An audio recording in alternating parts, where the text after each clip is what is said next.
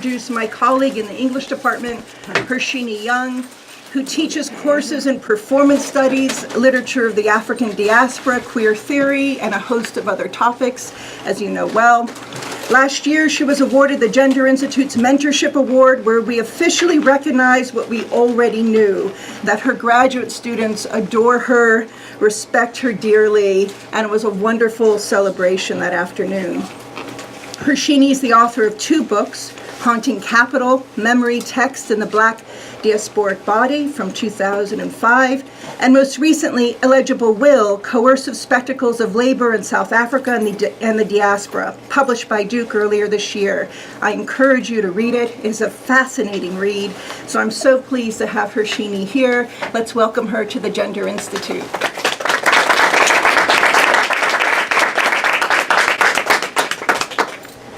Thank you all for being here. What a pleasure. And I know how busy everybody is, so this means a lot to me that you're here, especially since, you know, a lot of people could not be here because of scheduling conflicts.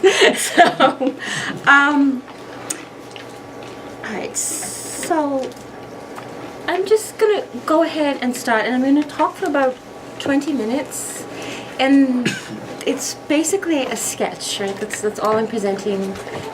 That's all I'm presenting you with right now is an outline, a sketch, something that's it's supposed to be more evocative than explanatory. And then I would love to answer questions or deal specifically with anything else that you would like to ask me. Okay.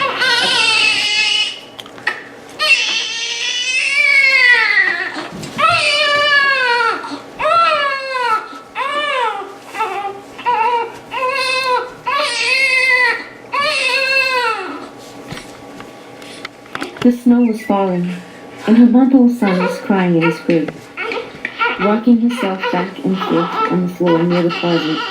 She resorted to sticking her fingers in her ears. Nothing she did made any difference. She knows now that her son was hungry and that he hates being alone when he sleeps. But it was January, and she knew nothing other than her despair, and longing for home was so deep that they followed her into every room. They were her only companions, as her mother was far away. She missed the scent of salt in the air, the curling heat of a Durban day that burnt the soles of her bare feet. She was hurtsier and sick of the cold. All she could focus on was the messiness of the house, the hurt of her body, and how fragile she felt. The woman began to fantasize about opening the window and carefully tossing the baby out. He would land softly on the ground, his eyes startled wide open. The snow would quickly fill his mouth, muffling him and eventually drowning that incessant crying. She wouldn't have to fight her tremendous desire to be elsewhere, the urge to pinch and hit at him, and the ache that he widened with every blasted wail. Across the ocean, Laverne Porter in the dance performance Cargo dances her vulnerability. Cargo is the 7th of a series of collaborations between 2 South African movement theatres, Jazz Art Theatre and Magnet Theatre. According to Jazz Art Theatre website, Cargo, quote, uses performance to reimagine the archive of slavery in the Cape, bringing it to the attention of a wider audience while linking the past to our present reality. At the heart of the performance is a stunning solo performed by Laverne Porter as a historical figure that I focus on, Celia van der Kart. The stage is covered in sand with a shallow trough of water surrounding what appears to be a wall of a cargo hold. On either side of the wall, 2 women dressed in white salvage pieces of paper from the trough of water, alternating between reading aloud from them and placing the wet pages over the edge of the trough to dry. Water moves across the stage, between land and water, reeling between the set of archival papers on the right and those on the left. When the women read aloud at different points, Porter stops her movement across the stage to stand before them. A particular poignant moment is when the woman on the right reads out loud from archival criminal proceedings that outline Celia van der Karp's attempts to murder her children and then kill herself. The wet pages give us a reductive record of Celia's actions, telling us almost nothing about her feelings, about what she's doing, who she is.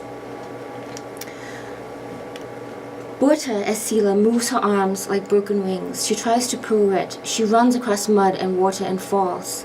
When lying on the ground, she arches the small of her back and reaches out with both arms, only to bring them back empty.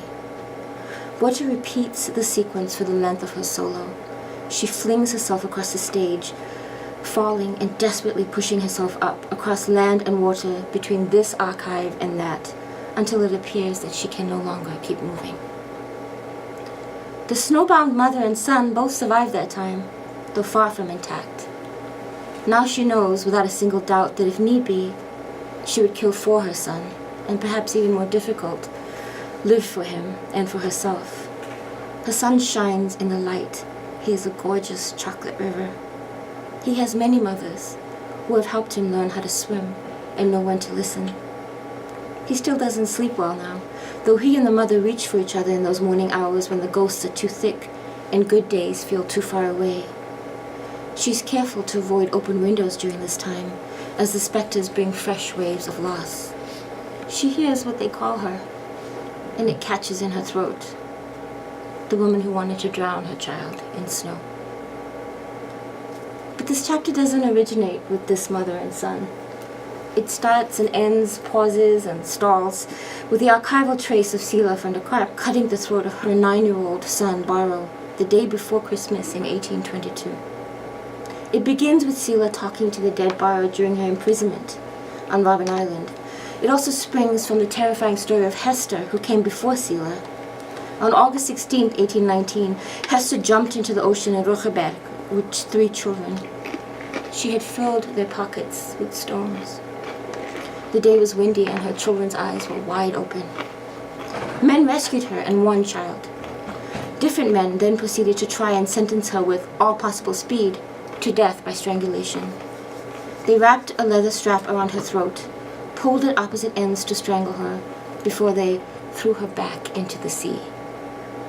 Colonial authorities chose the how, where, and when of Hester's death. The interruption of her suicide was not in order to reaffirm the value of her life. Rather, it reiterated her lack of value and the meaninglessness of her death. We know nothing about the rescued child. Sila van der Karp, gazing on the choppy water of Table Bay on a windy day, narrates this to her dead son Baro in the novel Unconfessed by Yvette Christianse, and we overhear. Sila tells Baro the story perhaps so he can forgive her for taking his life. She tells Baro about being Hertzir. We listen trembling over the sound of waves, desperate to understand. Between Hester's case in 1819 and Sila's case in 1823, at least 3 other women were brought to trial in South Africa for the killing of their children. These years were not particularly exceptional. Mothers killed their children before and after this period. The circumstances that brought these women to trial were historically specific, and I detail this later on in the chapter. But perhaps then this chapter is not about mothers wanting to and or killing their children. Perhaps this chapter is about love in the face of devaluation, commodification, and abuse. This love gracefully traverses the borders of life and death and biological kinship, affiliation, and property. This chapter follows the stories of Black women who recognize a similar vulnerability in others and learn to painstakingly construct community based on that recognition. For after all, as Sila says, what is there if we who live like this do not cling to each other? What is there if we cannot trust each other? What makes us betray each other? In his essay, The Colonial and the Slave Girls, James Bradley chronicles his attempts to assemble histories from a lack of adequate source materials. He writes, charged with the duty of reclaiming the past for the present and creating living voices for the deathly voiceless, we run headlong into the effects of power, some totalizing, sometimes fragmenting, but always working to efface any sense we gain of whole subjects with discernible selves. Indeed, as Christianse suggests in her essay Heartsore, colonial archives always impose their own logics of legibility. Thus, Sila van der Karp could not be simply retrieved from within the archive and her absent life thickly described. Relegated to criminal disturbance, her thoughts, her feelings, and her very being appear nowhere. In the plenitude of paper that is the archive, what is documented is less a trace where a black woman might be, and more the bureaucracy of imperial rule itself. In other words, the colonial archive does a fantastic job of documenting itself and its inability to recognize certain lives as relevant. Contemporary archivists at the Cape Archives, currently under the jurisdiction of the National Archives and Records Service of South Africa, have a different agenda. Insisting on South Africans having a right to their past, current archivists are part of the push to foster a post-apartheid nationalism complete with proud histories of struggle and triumph. Their work seems to persistently exclaim, "Look at how much we've endured and overcome to become South African citizens." However, NAS's agenda is often thwarted. The documents it catalogs points towards global flows of capital that undercut illusions of discrete national identities. For those subject to the past who seek their proud histories, the archive is full of significant silences. Stephanie Lee writes of her search for something resembling, quote, their own words in legal arguments involving property rights and inheritance. Amidst pages and pages of documents, all she could find of women of color was, quote, a crooked, unsteady X, where their signature should have been. Lee tells us, each X stopped me. They broke the surrounding lines of easy, sloping cursive, interrupting pages of text that said so little, and yet these X's seem to say still less. Each X deepens the silence, pointing towards an archival plenitude that failed to include certain people as subjects, as well as towards a historical absence that resulted from a failure of attention or deliberate erasure. Christianse describes Lee's X as, quote, a triple discursive imprisonment: black, female, slave. Each term designates a structure of foreclosure, a mode of categorical exclusion from the full and putative universal subjecthood of a free white male. Archival histories with their problem of absence and presence can never reveal the criminalized and supposed aberrant will of slave women of color. They can only gesture to the places where this agency could have and should have been. But, so then how then does one approach that place where a woman lingers? The place where speech might emanate, but not to be heard, a place in which the muted being is relegated to a position that she must try to make her body signify. How then does one approach a story whose referent is constantly circling back and around itself in the archive, or rather, constantly circling the moment in which a slave woman becomes the subject of legal action and punishment, namely that moment in which she kills her son? The X is not an invitation to fill in the blank. Much in the way that Malcolm deployed his X, it testifies to historical erasure, to the incommensurability of black experience with traditional historical narrativization, to a silence that seethes and bleeds. Sela's will remains inaudible, except, as I argue throughout my book, through critical imaginative performance, such as Christianse's novel or Jazz Art and Magnet's theater's Cargo. These performances don't uncover what really happened, as these women's will remains forever illegible. Instead, the performances embody alternative moments where will can surface, where the afterlife of history conjures non-linear genealogies of black diasporic performance. The performance of, quote, mothering under crisis, evidenced in Sela's cutting the throat of her son Barrow, reverberates and accrues meaning when experienced with similar performances such as Trinky of Madagascar, sticking pins into her crying child's body. Trinky of Madagascar kills her child by stuffing kapak, which is a kind of cotton, down his throat so that he can't breathe. Eventually he dies of suffocation. As he's dying, she sticks pins into his body. Trinky's son's father was a slave master who continually raped her. These instances do not cause each other, but they repeat embodied responses to the violence of subjugation, thus contributing to a black diasporic repertoire. These are performances of survival and vulnerability that expose the jugular and derive immense strength from such precarious openness. To talk of slave mothers who laughed at, refused to listen to, cut, hacked, sawed, poked, drowned, suffocated their children may seem a strange route towards an exegesis of will. However, it is precisely at such moments that the silences around black women's agency are the loudest. As Christianse reminds us, Sela's failed but effectual attempt to summon the Lord nonetheless forced some opening through which we can glimpse her, perhaps even hear her, some 150 years later. Throughout Unconfessed, the critical failure of black bodies and the silences of the archive imaginatively recreate possibilities of will, based not just on what has happened in the past, but also, and I think this is key to my argument, about what is happening now. The novel rests on the realization, as Derek Scott in Extravagant Objection suggests, that, quote, if the particular logic of the deed and the world that made it possible has through the passage of time faded like an ancient painting to near invisibility, its frame, capacious and insidiously flexible, still sets the boundaries of our own world. Our freedom is relative and measured by rods other than hers, but we too are imprisoned.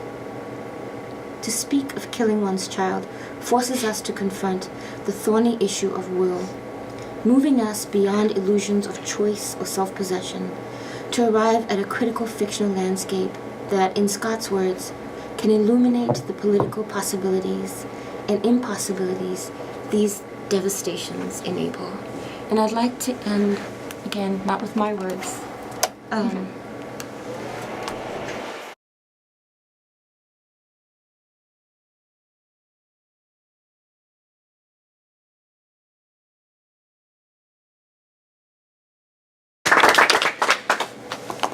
Thank you, Hershini. Now I know the image on the cover of the book comes from that final moment of that scene.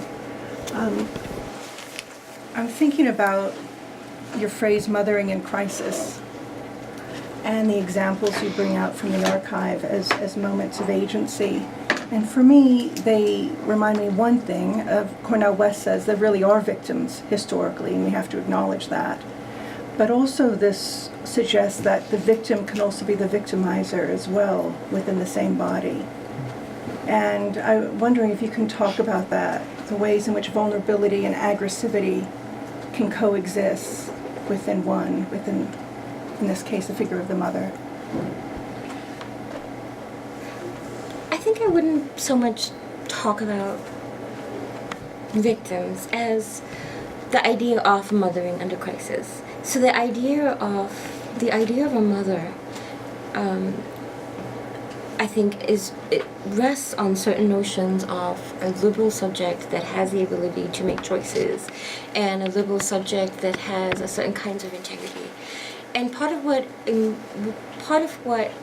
I'm thinking about and using Hortense Spillers is that the conditions of violence and slavery have ungendered bodies in certain ways, and they've ungendered them so much so that even the very categories of gender come into crisis. So the idea of mothering itself, right, given the constraints of violence, given the reality of slavery, is something that's profoundly it has to be queered in different ways, but it's something that we can't talk about in the same way. So part of what I'm trying to do in this chapter is think about how, because mothering is under crisis, the very idea of what it means to be a mother, right, no longer holds. And I think that these acts of violence, these women that kill their children, that hurt their children, all of these occur within a context that make the idea of family structure and kinship and certain kinds of affiliations null and void. So what does it mean? How can one be a mother if the child does not belong to you? How can one be a mother when the very thing that child represents is either a continual enslavement or that child is always going to be folded back into, right? So in the case of Sela van der Karp, she keeps saying, I didn't want, her son is injured and he's beat by the slave master so badly that he actually has brain damage and his arm is, dislocated and he can't move and he's in tremendous pain. And so she says, well, what is my role as a mother? And that kind of idea doesn't work. She says, the only thing I can do is follow the logic of property. And the logic of property means that the only way that I can respond to this is to steal the property. Is to steal property and put it in a place where the owner cannot get it. So it's actually an occupation, right, of the kind of categories of property versus an occupation of the notions of subjecthood, because those are impossible. Mothering and subjecthood is impossible during slavery.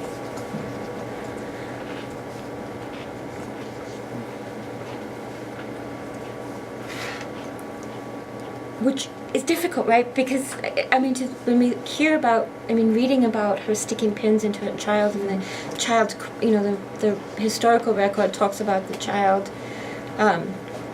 crying and being left bleeding, one is left with this kind of like, oh my God, how could you do this? But it's precisely this crisis in the category, right, of meaning that leads to that behavior. And that behavior about the way in which you get property and you move property away, or the way that the logic of property, I think, is kind of what I mean by the crisis of mothering. And so when you're asking for a new language to talk about motherhood and crisis, it reminds me of another point in the book where you're also talking about a new language of romance. Yes. Right. Relationships between masters and slaves. I'm thinking of Thomas Jefferson and Sally Hemings. I just found out that Sally Hemings was only 15 when that relationship started. So how do you talk about consent and love, that term you used in terms of mother and child, within that context as well? So one of the things that I argue throughout is that so much of slavery is sort of a romance, a fictive romance, right, of seduction. It's a fictive romance of seduction, but it's also a fictive romance of love, because the relationships between master and slave is recast in a language of familial obligation. Mm-hmm. So if we think about it, so much of, so I love my slave, I love my master. So the language of, or, when there's sexual relations, she seduced me, I was unable to resist her. And when I look at the historical records, historians and the archive talk about like Trinky, like she's, she was enamored by him, she followed him, he was in love with her, he lost so much when she was killed. Even as they recognizes that it's difficult to talk about love, those ideas keep coming in, because our ideas of, again, the crisis of family, right? Because it's really about familial relationships, inheritance, and sort of patrilineal relationships, is ruptured by slavery. Slavery means that, as Spiller says, that the vestibules of kinship can be invaded and are invaded continually by the logic of property. And so if we're thinking about these things that we think of as mothering or love or seduction, this entire language is predicated on the idea of a liberal Enlightenment subject that has agency, and that doesn't work under the crisis of slavery. And also, I argue, in the continuing logic, right, of the continuing logic of disposable bodies. And what I appreciated too was how slavery was defended, as you say, is through the metaphor of the family, right? The extended family is a kinship network. And that is how the interpersonal has disguised the structural issue of slavery. So when there was an abusive slave master, it was just bad apples, that sort of thing, a bad seed. But the rest of us are ethical. Absolutely. You're really looking at the conflicts there between the structural and the interpersonal, and saying, we need to distance, we need to pan outward and see the logic of the system rather than get mired into affect. Is that? No, that's absolutely right. And I go on in this chapter to talk about this Hammond, who distinguishes between his children who are his property and his children who are his blood, right? And so he makes this they're both his. He says they're both mine, but he says that only his family can inherit his property, that are his family, right? So so the slaves that he's given birth to, the slaves that have been his family has given birth to, he calls his, and he doesn't want them passed on or sold to anybody else, right? But at the same time, he wants them to continue to be passed around as property within another sort of parameter, which is his family. So the discourse of blood and kinship like come together in these messy ways. even as he's claiming they're both his, they're not. Or they are his, but in different ways. Any other comments, questions? We can open it up to the group. To throw in your insights. It's wonderful to see so many faces here. Comments, questions? Go ahead. Yeah, thank you for this great talk. It reminds me of when you're talking about how slavery or any kind of crisis ungenders bodies. It kind of reminds me of Anne McClintock's book, Imperial Leather, and how she has these diagrams where she's showing how slaves or low-class people with from lower-class backgrounds are depicted in art in certain ways. Where women have larger ankles, they wear bigger boots, they're kind of masculinized, while say high-income men are kind of feminized. And so that reminded me of that. So I thought to share. That's interesting how some of these things come together. I think that's a really good connection. The thing that Anne McClintock though is doing, especially when she's talking about the ankles and boots, is she's actually looking at working class white women and thinking about how these working class white women are racialized in ways that are similar to the ways in which black women are racialized. But then she's also talking about the fetish of labor, right? And she talks about how the laboring white body, because it reminds them and evokes kind of the abject status of slavery, it becomes this kind of fetish that circulates throughout. So it's an absolutely great point. But just to sort of challenge that claim, though, of the ungendering of the slave's body, you look at the Hottentot Venus, she was hypersexualized, wasn't she? In Yes. display in Paris. So, I talk a lot about Sarah Bartman. I think the difference is when I say ungendering, right? Hortense Spillis makes a distinction between bodies that are rendered into flesh. Flesh meaning a substrate that can be ripped apart and it can be inscribed on. That doesn't mean that violence itself is not gendered. So part of what we're looking at is pushing against the categories of gender, because black women, for example, especially black slave women, could never emulate the kind of, they weren't even seen off in the same way as emulating the kind of gender that stood in for femaleness. But it didn't mean that the violence that was perpetuated against them wasn't profoundly gendered, right? So I think that when I say ungendering, it doesn't mean that gender wasn't really operating in terms of the regime of slavery. It means that it was operating in terms of the valence of violence instead of in terms of thinking through like this as a subject with a particular gender.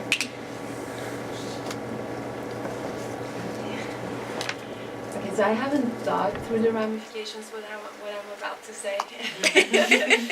So I'd like you to. Oh, thanks.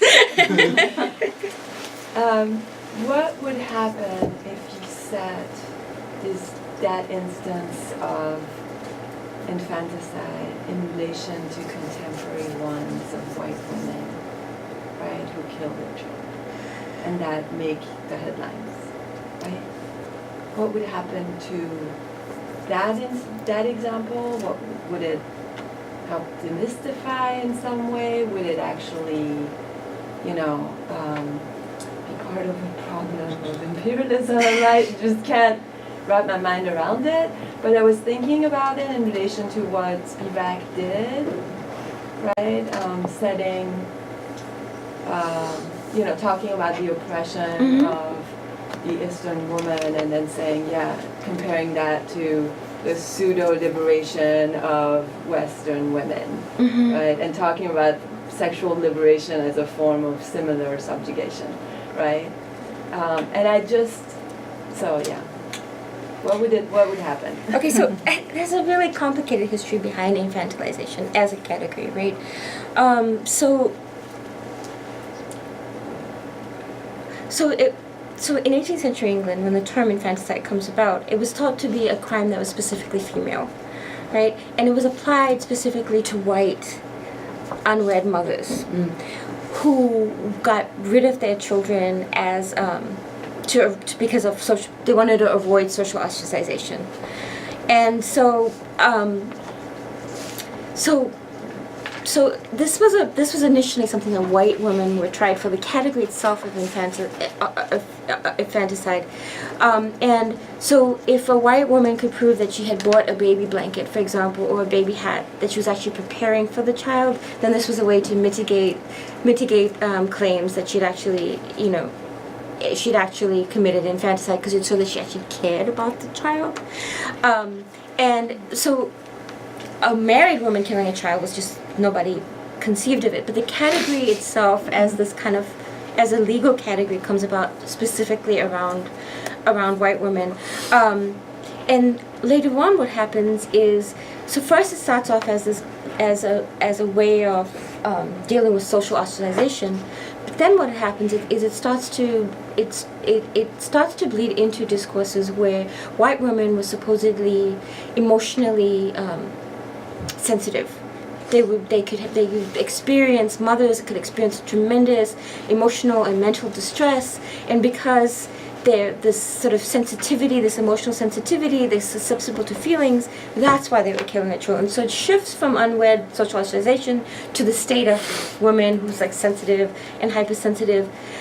None of these apply to black women, right? And I think that the history of the term itself, right, is deeply embedded in the idea of white women and white property relations. So much of, like, if we think about putting this, so next to, if we look at it in slavery, if we think about Beloved, since she's the ghost in the room, right? If we think about Beloved, if you think about all these other children, so much of it was about saying, I do want to be charged, right, as killing my child. And actually, black women couldn't be charged with infanticide over and over again. The reason that in this time period, there's a long, complicated issue why this time period, these black women were charged with infanticide, but most of the time they were charged with stealing property, right? Mm-hmm. So to think about what this means today, right? When infanticide has its roots, right, in the experience of white women, and how that, people have killed it. People have always killed their children for time immemorial. I'm not saying that. I'm saying as a legal category, right? I think it's really interesting the way that it's surfacing back in terms of like contemporary white women are killing their committing infanticide, because then it's replaying so much of the discourse that we've seen earlier about sensitivity and emotional distress and the state of white women's giving birth and how difficult that is.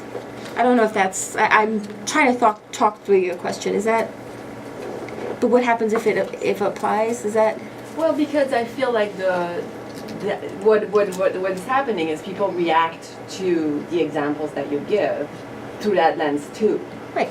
Right. I mean, you can't help but right. Like just everything you're saying. It's something we have to kind of, process retroactively, because the first reaction is the same reaction you're going to have from a 21st century lens. Absolutely. So in that sense, obviously. No, you're right. But I mean, that's why so much of this is trying to unpack, right, and think about property relations rather than good mothering and bad mothering.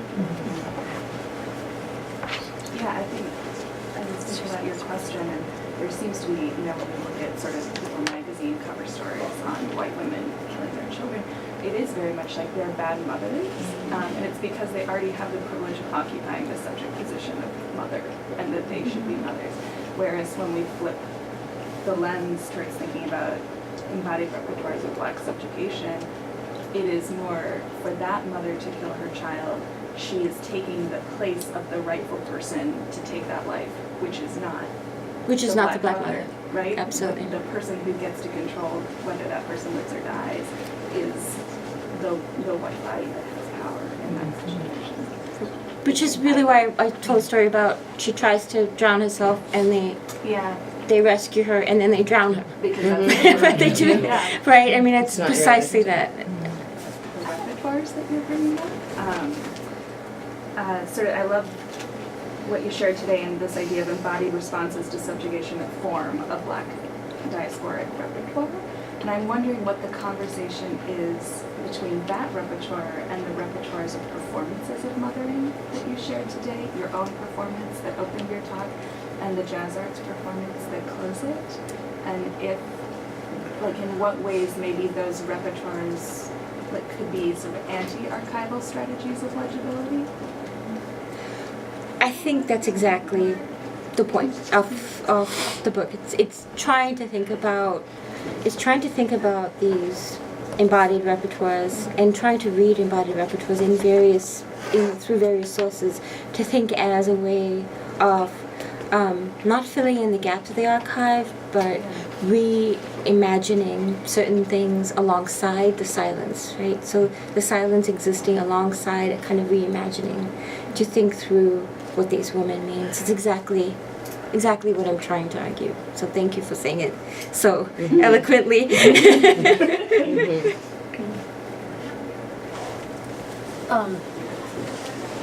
Just thinking about various subject positions and people killing their children. It seems to me like at least today, the most frequent deaths are men killing their own children, and probably after they've killed their wives or girlfriends. And I'm just trying to think about how that gets represented in public. I mean, it's reprehensible, but it's not really seen as fathers. I don't know, it's like there's sort of this, they're still positioned, I think, as individuals crazed, but really it is about property, isn't it?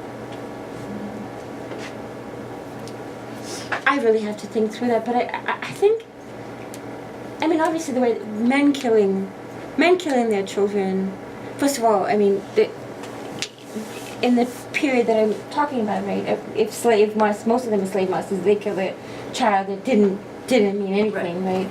But I mean, I'm thinking about today, I do think it's about a kind of masculinist prerogative, white masculinist prerogative, right, to take lives. I mean, yes, they're seen as like this is complicated and I haven't thought it through, but I do think they're seen as individuals and not so much as fathers. It's not the same kind of, I mean, I don't think we very often hear men being accused of infanticide. And when I was looking at it historically, men would never. Well, I think Susan is right, though. It's because they're an extension of, it's almost like the wife and the children. Right. It's always the Right. wife and the children. And that makes me realize there's, the child's subjectivity is never at issue. What a difference, though, between, thinking about killing a child who's seen as an extension of slavery and the Gardner story, or the Beloved, where it's about the child, Right. not wanting the child to experience slavery, Right. as opposed to this child represents the rape of, Right. I mean, just within infanticides, they're differentiated. Absolutely. Yeah. But I do feel like that it makes me think about that patriarchal institution of namesake and men killing their family is then reasserting power and property because it was theirs to have, almost like in that same interchangeable idea of slave master almost. Yeah, like no one else is gonna have mine. Because it's mine, yeah, and I think that's also like the idea of like ownership and like they need to, taking a name is also keeping property, and then if they choose to kill their family, well, they're killing their own people. It's theirs to have or something. I mean, I've thought about this before, and I thought that was interesting. I just wanted to read something later on in the chapter that so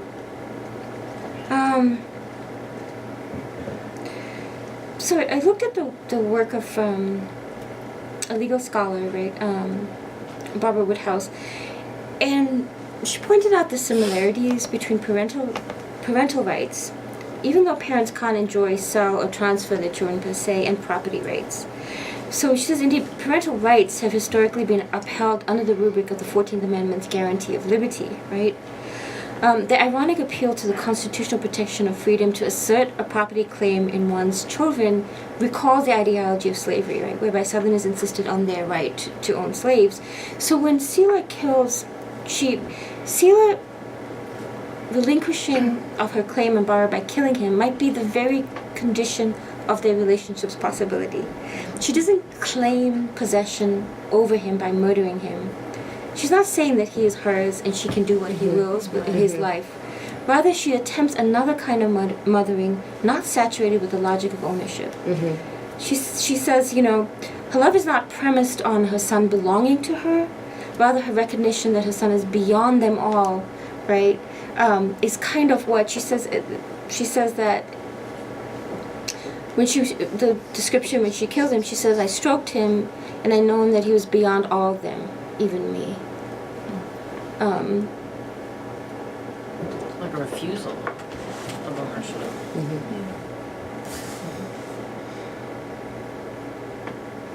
And this is when all my undergrads say, "So you're saying we should all kill our children?" Well, that's what I was going to just say. Another, I think, contemporary headline that begs the investigation of property, gender, sexuality, and parenthood is the killing of disabled children by their families, and how that's, I don't know, almost like normalized, or an area where the voices of the disabled community are often not even listened to. Again, it's like that invisibility, the voicelessness. And that, of course, can impact every racial category or class category. Absolutely. I mean, I think that's a really good point. I mean, again, it's this idea of children belonging to us and being extensions of you, which is kind of this logic, right? So, I mean, there's a whole lot to unpack in that. Absolutely, though. I'll just kind of piggyback a little bit off of Ariel. This idea of like silence of the archive and embodying that experience. What's your process in that? Because that's a lot to take on. So how do you process that through performance and then kind of decompress from performing such a dark place through the silence, bringing a voice to it?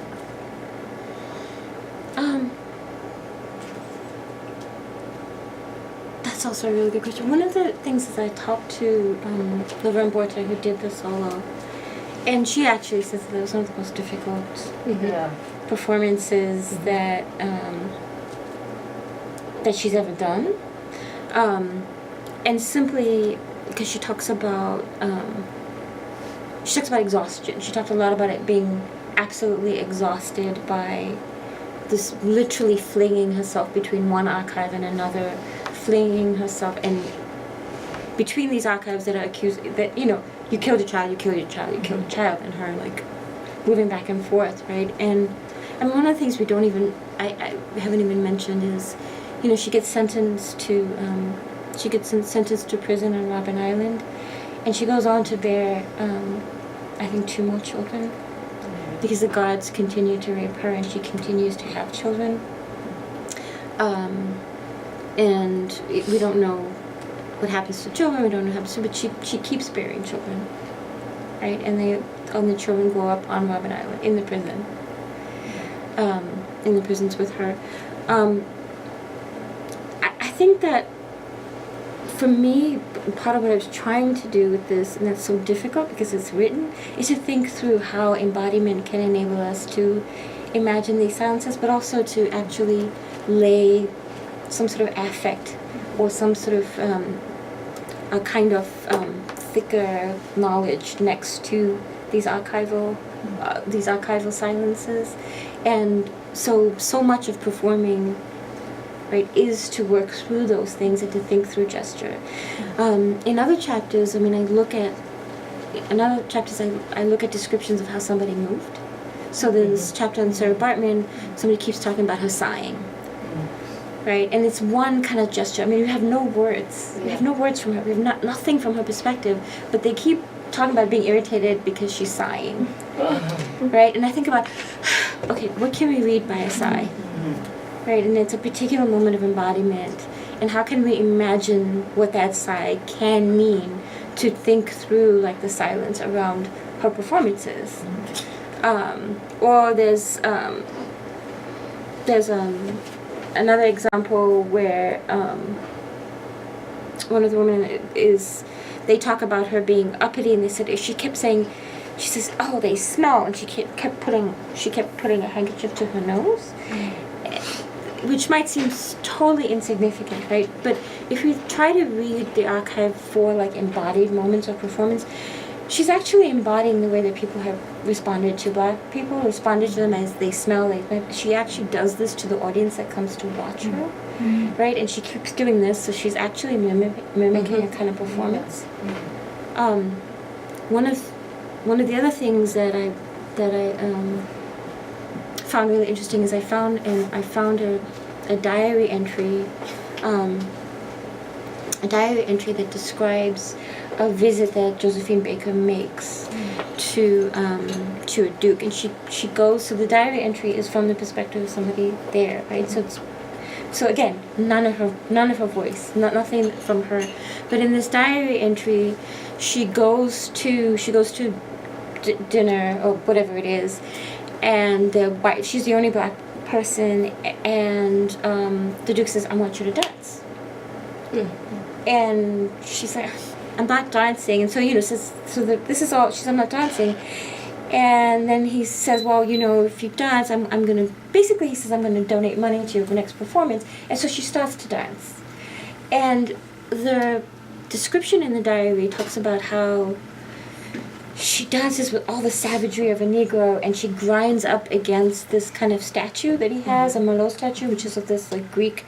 So she grinds up against it, and then a couple of the white women start to try and dance, and she makes fun of them, and she dances against them, and so they sit down quickly, and then she goes into, it says Negro dances, and then somebody else stands up and tries to join her, and then she, like, outdoes him, so he sits down. Okay, we have no voice, but all we have is, like, this excess of her movement and the excess of her, like, I mean, why would she? It didn't even say grind. Obviously, that's like very. That's a very 2017. But why would she? He talks about she undulated and gyrated against the statue, right? I mean, but in this, right, here you have her with her putatively savage body, like, taking on this kind of classic Greek body, even as she's being forced to perform. We don't have a voice, but we have these movements, and they're so excessive. Yeah. Right? And this is how I'm trying to read embodiment and the archive against, this, alongside the silence, not against the silence, with the silences. Because I also know I don't know. Right. But I can imagine.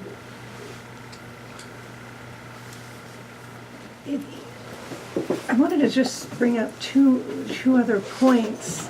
It's really, and Susan Kahn is here, as well as other historians in the room, and I just wanted to get, this is really an argument with historiography, but at first it doesn't appear that way. It's incredibly generous and acknowledging what historians do, which is the archival discoveries, right, and bringing to light the silences within the archive itself, these documents. Pamela Scully, Nigel Penn, you named them. What I wasn't expecting is how the book turns into a prolonged conversation with these historians saying, let's see how they read this excerpt. Let's see how they... So what is it that we as cultural critics, as literary scholars do that's different than historians?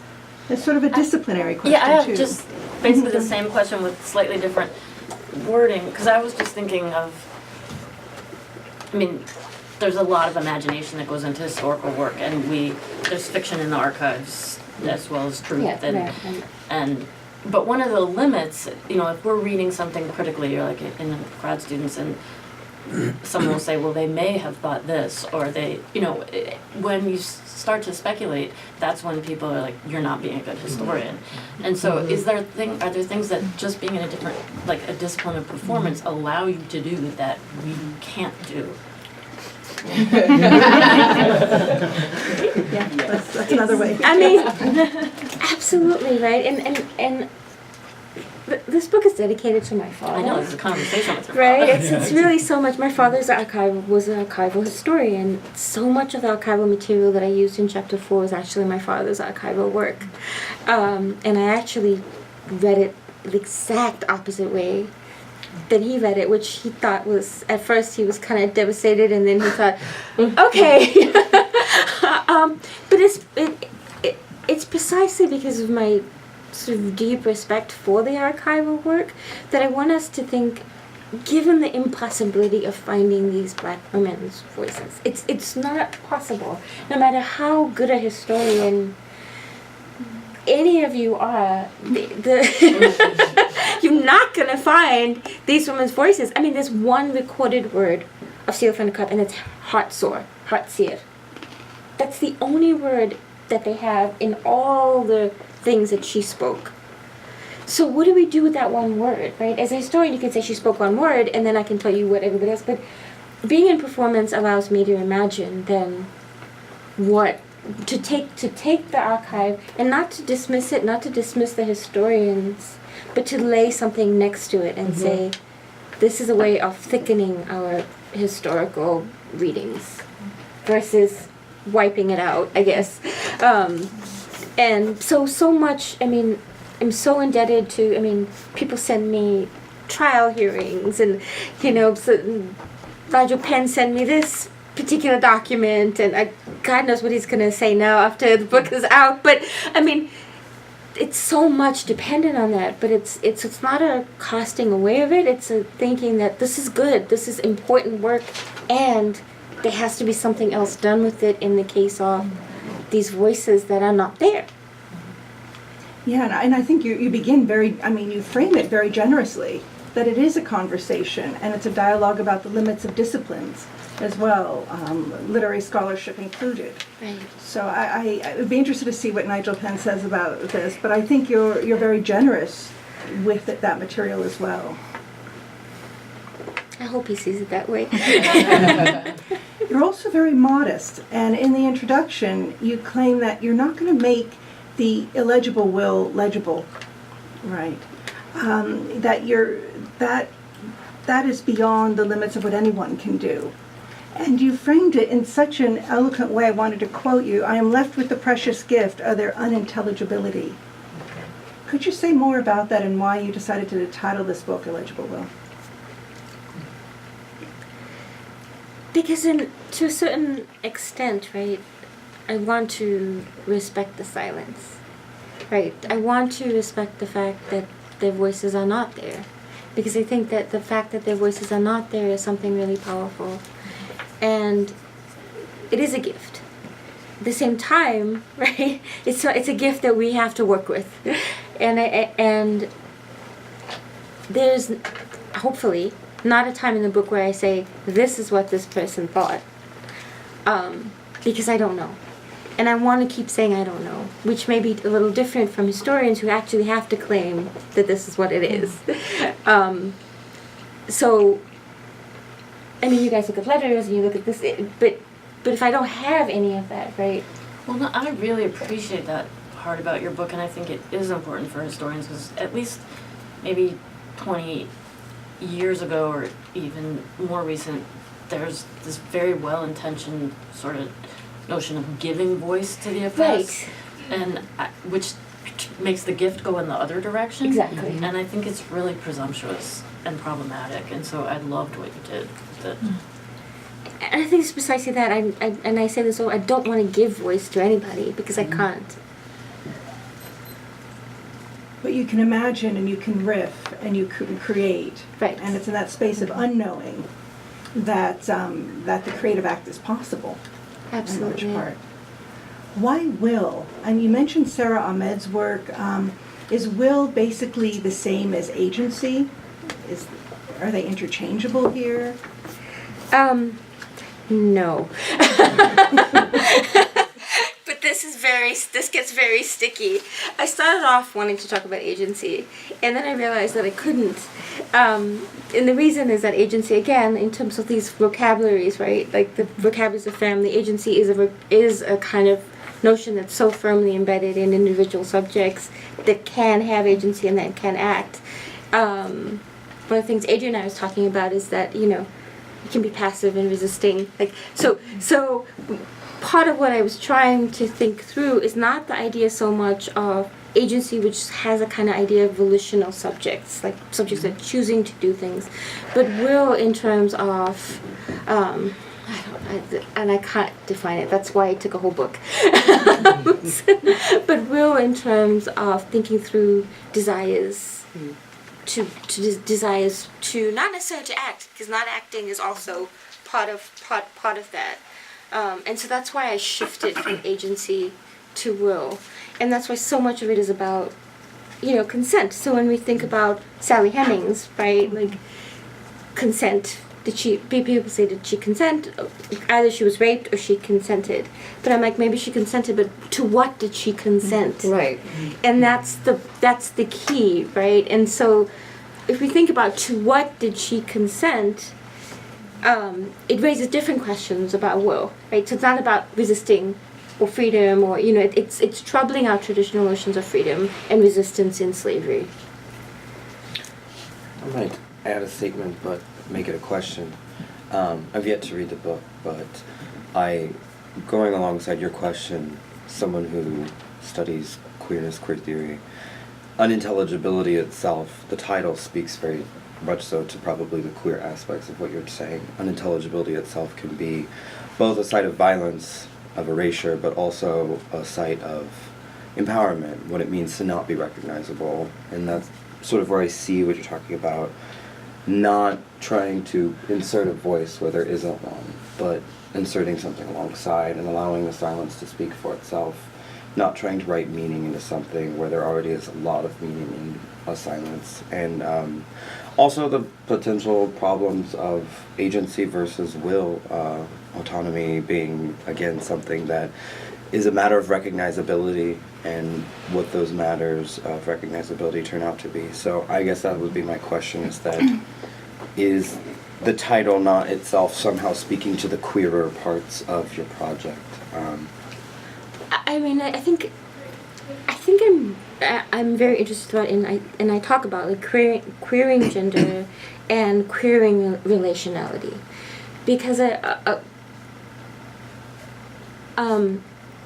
again, if we're using a different model, one that's always been invaded by property relations, right? The idea of relationships, the idea of intimacy, the idea of love and seduction, all of these terms, right, start to change meaning or lose meaning. And part of what I'm saying is that if we queer them, we can it's actually placing them, right, in certain kinds of brackets, and to think about different kind of models. So in a chapter I talk about Mati work as a form of relationality, right? The kind of Gloria Wecker talks about these relationships between women on the plantation where both erotic but also, both kind of having sexual but also just laboring together, right? And to think about how this changes our ideas of individuals towards a different kind of ways in which people can think about themselves as relating to each other. I was thinking, just with the idea of thinking about what consent really is and how profound the performance of this gave so much that language can't, or verbal language can't, because what the body can show and tell within the skin that has nothing to do with, I said yes, or I said no, or I wrote X, and I just think like it clicked for me how profound. And I'm a choreographer and a dancer, and I'm just we're always trying to find ways of really articulating what is said by the body in moments, that it's not going to be written. or spoken. So that And just clicked. Absolutely, and I mean, the other thing is that it doesn't need to be translated, right? So often Yeah. people think, her body, okay, you move this way, this has a meaning, and I think part of it sometimes is it's precisely because it can't be said verbally, right? And that's why so much of what I look at is the way people move in these texts. And it gives this idea of interiority that no one can actually dictate, or like really pin down or describe. It was really nice. I think I had noted something that's related to that, which is I think that the performances really represent this motherhood heartache piece that's whatever that means in different situations, with different property relations, with different times of history. It's a very particular thing, or it's many things, but it's different than other relationships. What it means of children, offspring, I'm not sure, but that heartbreak, I don't know what other words to use, it's too flat actually. And right now, I have to confess, I'm rereading Beloved because Toni Morrison's going to be here and that's the book, and it's, and then I started reading your chapter and it was like, oh yeah, it was like there's so much there representing that. I don't know. I'm using heartbreak, but I don't know what. It's so funny because you asked me to lead discussion about, and I said I couldn't, precisely because I think that so many people to talk about the impossibility of mothering as a slave, I think just wouldn't have gone over very well. But I think that the one word in the archive that she has is translated to heart sore. Just heart seared, and that's the one word she utters. That's the only word we have, and I think that's significant. And it complicates sort of, to go back to the beginning of our conversation, the emphasis on logic at Hortense Spiller, the logic of the plantation, the understanding slavery as a structural relationship. Well, the emotional doesn't go away. Right. The interpersonal doesn't go away. It's still about attachment, however toxic those attachments are. Right. So what is the language that we have to talk about that? Right. And I see you taking these fragments, the sigh or the heart sore, and these pieces to try to create and to knit this alternative narrative of the interpersonal within that logic. Absolutely. Yeah, I mean, because one of the things I can only imagine is the rage and the pain and the. I mean, each of these women in here, they haunt me, they stay with me, and each of these women, you think about what they've gone through, and I can't even. I mean, so for Trinky of Madagascar, right? This woman was owned by the wife who was a slave, and the husband who didn't own her would force her to meet. So, and he would drug his wife, and he would have sex with her in the same bed as his wife, and she would be lying there paralyzed, unable to move because she was drugged, and he would force her to have sex in the same bed next to the wife. Right? So we have the wife's perspective because she actually goes to court for this. Very hard to. The only reason we have this is because she files for divorce, which is very difficult, and she needed documentation. And so we have her perspective of being unable to move and seeing this, but we never have Trinky's perspective. And one of the things the wife keeps saying is this: she just, she kept meeting with her husband. She came and had sex with him in the bed, and she met with him, in the attic, and so. But the idea that she's doing all this while the white wife is like, I'm being drugged and victimized, right? And to actually think about her, right? And I can't even imagine the rage. Forced to have sex with somebody next to his wife. The humiliation. The absolute humiliation of both those women, right? Of both those women. But we only get the white woman's humiliation. And only because it's in a trial. black woman's turns to agency. In Exactly. that perspective. And when the historical reading of her, she becomes the love of the man's life, which drove me insane. Sorry, Nigel. That's when Nigel returns. In that chapter, I forgot about that. This book is also about South Africa. And you're challenging, it takes on so much, and the paradigm you're taking is this way, the myth of South Africa is this autonomous, isolated country. And you're saying it's always already been interconnected with globalization, going back to the Dutch company, right? And then you look at the mining history and the migrant labor becomes this iconic figure of South African citizenship in large part. Do you want to say anything, elaborate on that narrative as well? I mean, I think that's actually one of the key parts of this book, is I'm really trying to situate South Africa globally. And I think I'm also trying to change the model of the slave trade just from a transatlantic slave trade to one that also deals with the Indian Ocean. Right, because I think if we're dealing with Africa, we're dealing with slavery within Africa. We're dealing with slavery around the coast, down the Indian Ocean. And I think that what I'm trying to do is resituate our discussion from the circumatlantic to actually include different kinds of migratory moments. And South Africa, to me, with the Dutch East India Company, with the slaves from Madagascar, the slaves from Suriname, the slaves from Goa and Bengal, right, and to think about how this changes the very fabric of society, but also how it changes and reframes the notion of blackness itself.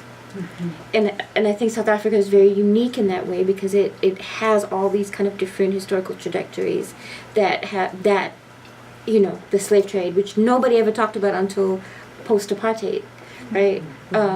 It's only surfaced in the historical, suddenly people remembered that we were slaves. It's only surfaced post-apartheid because it wasn't part of the narrative pre-apartheid. And that's echoed, that conflict and that intermeshing of different localities is echoed in the oceanic, the Cape of Storms, right, where all the oceans meet and converge. They meet. It's this, and I thought it was this wonderful. Yeah. I mean, I remember standing there and seeing where the oceans meet. You can actually see them meet. You see the line. You see the different color ocean. I mean, it's this amazing thing, and to think about what that means. That South Africa is a place where these two oceans actually meet, and to think about the kind of slave routes and coercive labor routes that occurred around this sort of the southern tip of Africa, which is very different from, say, East Africa or, West Africa. Any comments? I know we have till 1:30, but if people need to leave, and please eat. I think that's still food. But I just wanted to, what are some of the differences between slavery in the U.S. context and South Africa? As a 19th century Americanist, I have sort of one perspective, but I was hoping you could compare them. And it's obviously very different. I mean, one, it's the scale, right? I mean, it's nothing close to the scale of the transatlantic slave trade, but the difference, right? The difference was mainly where slaves came from. And slaves, like I said, came from places like Bengal and Goa. The Dutch also, for example, were trying to get rid of Muslim dissidents in certain parts of the world, right? And so a lot of Muslim imams or people who were causing trouble in their various different colonies were sent to South Africa. So the Cape actually has a very strong Muslim population because they sent all these people here, they enslaved them, but they actually managed to create a Muslim community that is very vibrant today. So the histories like that are very specific to it. Also the huge role of Madagascar. A lot of slaves came from Madagascar, and to think about what that kind of indigenous community adds to the mix. And then to also think about, right, I mean, here we have slaves being held at the slave lodge, and which was known as the biggest brothel in the world, right? And we have the production of quote unquote mixed race children, right, from all these sailors that the sailors that pass through. So what you're really having is you have the Khoisan, you have you have indigenous peoples, you have people from Bengal, Goa, Suriname, Mozambique, and Angola, and you have, you have this incredible diversity of people that have been relocated and shifted and that merge into something called colored people, right, in South Africa, and how this history is so complicated. And also just even the Khoisan, when they originally were encountered, were thought to be Asian because of the way they look. This changes our model of blackness and Africanity in profound ways. Was there the plantation? So there was not a plantation. Most of this it was smaller units. It wasn't these large plantations. There was smaller units, and slaves worked alongside the indigenous people who were indentured. And so what you had, but of course the indenture was, I'm going to put that in quotes because there were all sorts of things that kept them indentured for life. But so you have indigenous people working alongside with slaves. You have fewer of them per plantation, and you also have a set of laws that supposedly were put in place to protect them that you didn't have in transatlantic slavery, which of course also is complicated. Although there were arguments in the 1850s in the U.S. South, we'll have laws against whipping, right? So some of the southern slave owners that were trying to create a kinder, gentler form of slavery, but there's no way to adjudicate it.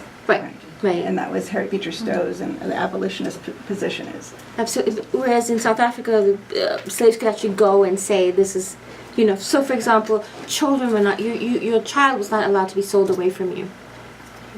And if they were, then you could actually go to this, commission, and they would investigate. Obviously, the what actually happened versus what was allowed to happen, but something like that, which is fundamentally different from a practice, right? Of So children a slave being mother never had to see her child go to the auction supposedly. block. That's a significant It's a difference. really simple question. So how are you defining blackness? I have like 17 pages. Because I haven't read it.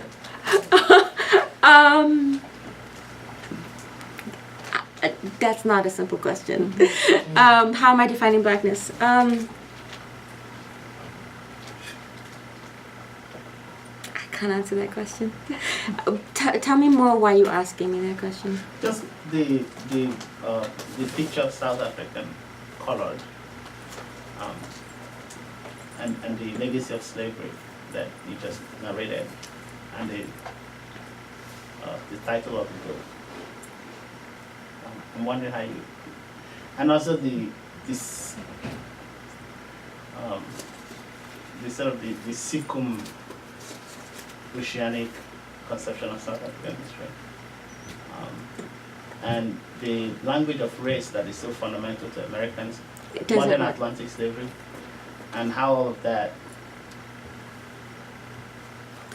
come together in the South African. I think it's precisely that. I mean, one of the things I say is that one of the things that gets re-inscribed in transatlantic slavery is the notion of blackness, right? And we have so much of this. We have the American notion of like the one drop, right? The one drop hyper-descent. And in South Africa, what you have is this really complicated hybrid identities, right? Of indigenous peoples who are not seen as black as Zulus, who are not seen. So we have this very sort of diverse population. But what we have is at the rise of apartheid, right? So I talk about like politically with the rise of apartheid, people start getting categorized in particular ways, right? So the Khoisan, for example, get even though they're not mixed, get classified as colored, right? The Zulu become black, but the Xhosa become black. But even if you're dark skinned and you don't have a specific tribal affiliation, then you become colored. So the apartheid system attempt to sort of codify and fix these categories, even as the reality of South Africa, right, kept evading these categories. But I think what's happened in post-apartheid South Africa is a reinscription of these African American notions of race. So what you have increasingly now is a sense of blackness as it's described in America. So, for example, I mean, a lot of, and this is silly, but in a lot of popular culture now, Black South Africans are calling each other's niggers. Right, which was never a term we would call Catholics, not niggers, right? But all of a sudden now it's become part of our vocabulary, because I think what we have is the importation of American notions, or of the transatlantic notions of blackness, which complicates it. And I try to say that this term is so messy and it doesn't work. It doesn't mean the same things in different places, especially not within Africa itself, which has always been this kind of very cosmopolitan place. I don't, is that? I'm just curious. I have no sort of set idea of what it should be. I was just thinking of Muhammad Ali. Carry is not white enough, not black enough. So. And also the question of, I mean, your book sounds like you're doing much more than just it is much more than sort of an Atlanticization in that sense, because you're looking at the Indian Ocean and other regional influences. But one challenge for those working on the Atlantic field from an African perspective is particularly this issue of blackness. Yes. And how do you, or even African as a category of analysis. So I was just curious to see how you came to yours. I mean, I look a lot at Zine Magubani has a lot of stuff about the formation of blackness within Southern Africa and Africa itself. To think about how what we understand of blackness is really, under pressure in places like Africa, right? And Africanity itself, how that gets defined. So it's something that I really try to pass out and say, and it's also changes historically, right? I mean, what was blackness when I'm talking about Trinidad Madagascar switches and then now post-apartheid, it's something different. It has not been a fixed thing at all, which makes it really difficult. I wonder if you could elaborate on that, though, in the context of how, I mean, obviously, one of the biggest points of your course, your graduate seminar, is that blackness should not be necessarily conceived without an underlying sense of queerness, or at least that the two are relatively interdependent. And so, in a similar fashion, I'm in comparative literature. As I try to speak about queerness in French literature, I just have to say queer. And in a lot of contemporary writing, there's a lot of American notions of queerness. And so I wonder in that sense that blackness being, whether epitaph or whatnot, that informs obviously a relationship where queerness or blackness being maybe relatively a specifically transatlantic American model, that its displacement into other places like a post-apartheid South Africa continues a formulation on something that was already originally rather polymorphous. So I guess I just wonder if that plays into how you conceive. Absolutely, and that's, we could sit here and have this conversation because I agree. So much of what I'm trying to get at when I use the idea of Mati work, for example, that's basically Suriname, and I use the idea in Suriname because of the obvious links between the Dutch East India Company, but I'm also saying that the idea of sexuality and the idea of intimacy, right? I queer it throughout because if these things no longer hold in traditional ways, what results from it, right? If we can't talk about family and kinship in these traditional ways, something else has to come about. So in the piece I talk about mothers, not mother, right? And that's so much about kinship, right? And so I talk about the boy having mothers, or in the novel, for example, I talk very carefully about the fact that people mother other people that have nothing to do with biology, nothing to do with gender, right? So I try to queer all these relationships, and that's something throughout. So the final part of the book is really a love story between these two women on Robben Island, actually. And one who dies, right, and who dies on Robben Island, and to think about, it doesn't necessarily have to be, so queerness doesn't have to be about same-sex act, but about how the queering of this relationship speaks to this entire kind of rethinking of familial structures throughout the entire book. Yeah, I think that's a very good way to end with that final scene and that very powerful photograph too that's absent, but yet you describe, and it's very poignant. I highly recommend again that you check out this really, really fantastic book. Thank you so much Thank for you, staying. guys.